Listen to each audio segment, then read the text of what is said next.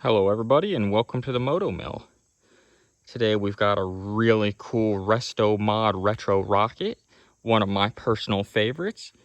Husqvarna's 1976 250 CR. This is on the GP frame like Heikki McCullough would use in 1974 against Roger DeCoster.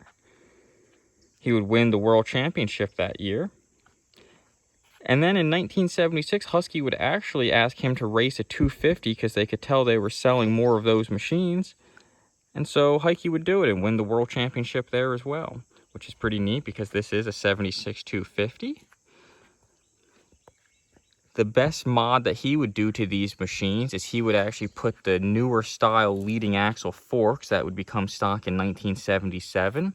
That helps with the whole setup of this machine because as you can tell, it kind of crouches towards the front.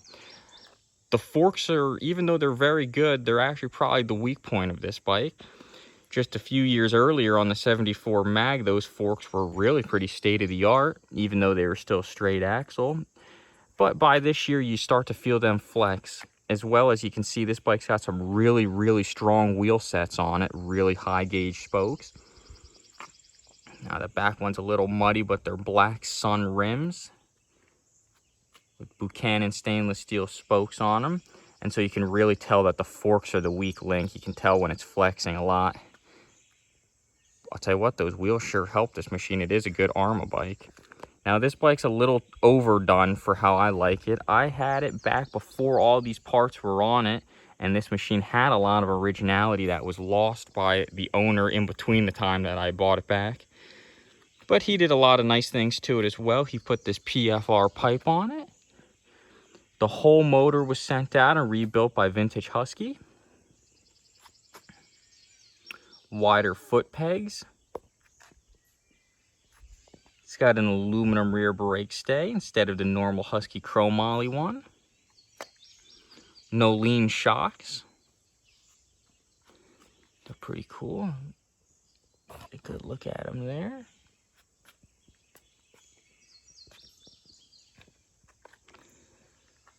Another mod he did was he actually used the Vintage Husky aluminum top triple trees. Well, top and bottom triple. Those are a neat item. But to keep it period correct, personally, I probably would have gone with the old school Bader setup, where they still had the aluminum triple for the Husky 125s, but these are a nice part. I probably won't take them off. Here's the other side of that machine. The part I love about these Huskies is when you take that clutch cover off, the kickstarter and shifter come right off with it. So you can do some pretty fast repairs on these bikes. Now this bike does have the gray cables on it. They're reproductions, but that keeps it pretty stock looking. The PFR pipe's not the most attractive item in the world, but it does work pretty good. I have to say that compared to the stock heavyweight Husky unit, this exhaust really is a pretty good one. Fitment wasn't flawless on it. I know it's very tight up against the front of the frame. Keep that in mind if you swapped one of these. It's also got a Mikuni carb on it. Now it's jetted really good, and this bike is very crisp, so it does okay with the Mikuni. A lot of the times I like to keep the Bing on these older machines, especially when they came with that stock. But this bike does okay with the Mikuni. I won't swap it out.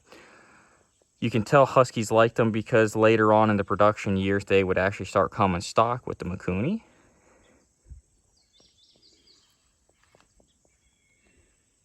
These bikes always featured the most beautiful aluminum gas tanks. Now, once I'd gotten this machine back and it was still rather untested, I took it to an Arrma race and it did pretty good. I didn't get the whole shot, but I got the first moto win. Sometimes you go to an Arrma race and it's almost just like an exhibition, but this time there were some very fast riders there. Had a good fight with a guy on a CZ 250 for a while. His was a Resto mod, as exotic as this one really, so I don't feel too bad about beating up on the CZ. And then the second moto, we got the whole shot and went line to line with it, so I felt really good with this bike. We'll do a lot of videos of tearing this machine up in the future here. This one can hit some pretty big jumps, even though the front forks leave a lot to be desired.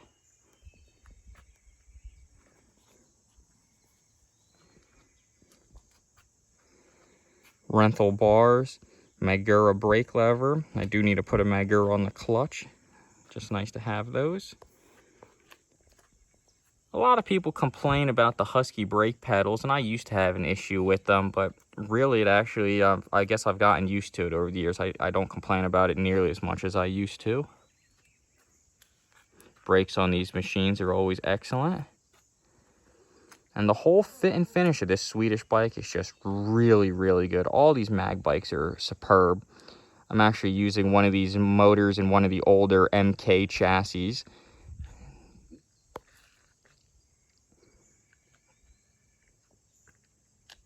And that bike will be a nice little short travel racer. Even the open class versions of these, like the 360, we are putting together a 74 replica of Heikki Mikola's World Championship bike to pair with this. And we've got one of those purpley pink ones that are like a Kent Hauer Tin Brad Lackey replica. And we'll do videos busting down the differences between them and see how they compete against their peers and themselves. If you guys are liking this kind of content, please subscribe. The channel here could really use it. Thank you, everybody.